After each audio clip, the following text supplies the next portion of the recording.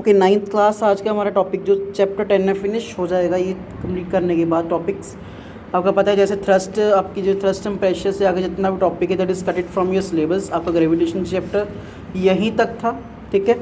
अब देखो यहाँ पे फर्स्ट है हमारे पास, अब करना क्या है, weight of the object on the moon.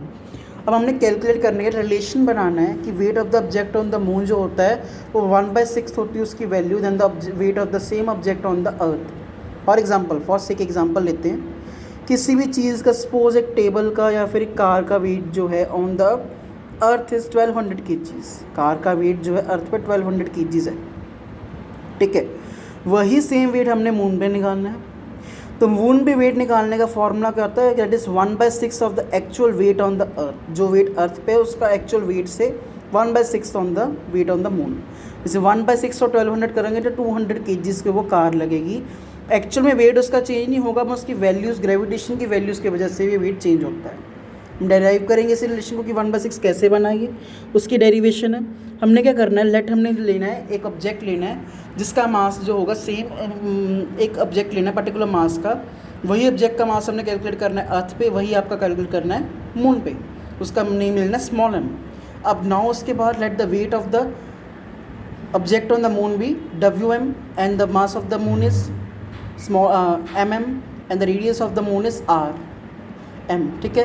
अब according to universal gravitation constant formula लगाएंगे, weight of the object on the moon that will be equal to capital G into mass of the object on the moon into mass of the object divided by radius of the moon का square, ठीक है जी।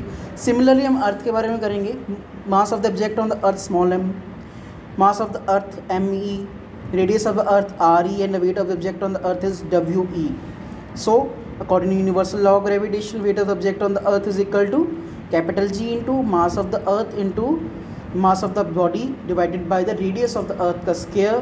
उसमें आप values put करेंगे, तो values put करेंगे ये वाली, क्या क्या वैल्यूज़ पुट करेंगे, दैट इज़ फर्स्टली पुट करेंगे इनिशियली अर्थ का मास है 5.98 × 10⁻24 और उसका रेडियस है 6.37 × 10⁻6 मीटर्स। मून का सिमिलर वे में 7.36 × 10⁻, आपका 23 है और आपका 1.74 × 10⁻6 है रेडियस। वैल्यूज पुट करोगे तो आपकी वैल्यूज़ आ जाएगी, weight of the moon that will be equal to, calculate करोगे पहले कैलकुलेशंस करके बाद वो आ जाएगा हमारे पास 2.431 × 10⁻10 G into small m। Similarly ये वैल्यूज़ अगर पुट करोगे weight of the object on the earth, वो आ जाएगी हमारे पास 1.474 इंटू 10⁻11 G इंटू m।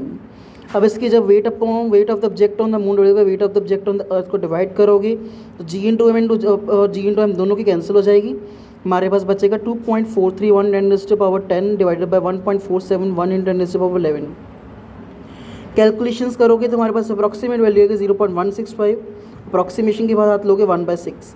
सो ये 1/6 आई। सो अगर weight of the moon object on the moon will be 1/6 times the weight of the object on the earth. अगर weight of the object on the earth निकालना है जो object moon पे पड़ा है तो वो कैसे निकालोगे, 6 times the weight of the object on the moon. In this way we will calculate the values. Next देखते हैं, चलो न्यूमेरिकल से दो हमारे पास दो न्यूमेरिकल से। यहाँ पे क्वेश्चन देखिए क्या है, mass of the object is 10 kgs on the moon, what will object mass on the earth. अब देखो weight is equal to m into g है, ठीक है।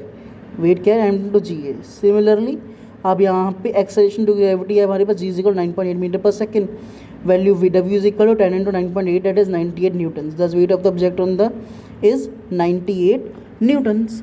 सिमिलरली हमने नेक्स्ट क्वेश्चन है, an object weighs 10 newton when measured on the surface of the earth, what will be the weight when measured on the surface of the moon. Moon पे क्या weight होगा, that is weight of object on the moon will be 1/6 times the weight of object on the earth, that is 10/6 Newton's. Approximation करके 1.67 Newton हमारी value आ जाएगी। बाकी इसके question answers रह गए हैं। सारा प्रॉब्लम आपका कट ऑफ हो चुका है इस ईयर के लिए ड्यू टू कोविड-19। ये सारा प्रोसेस जो है कट ऑफ हो गया सिलेबस में से। यहीं तक था आपका चैप्टर, ये फिनिश हो गया चैप्टर। और नेक्स्ट आपको जो होगा चैप्टर हम स्टार्ट करेंगे वो आई थिंक कल आपको पता लग जाएगा रिगार्डिंग इसके बारे में। So that is for today, thank you.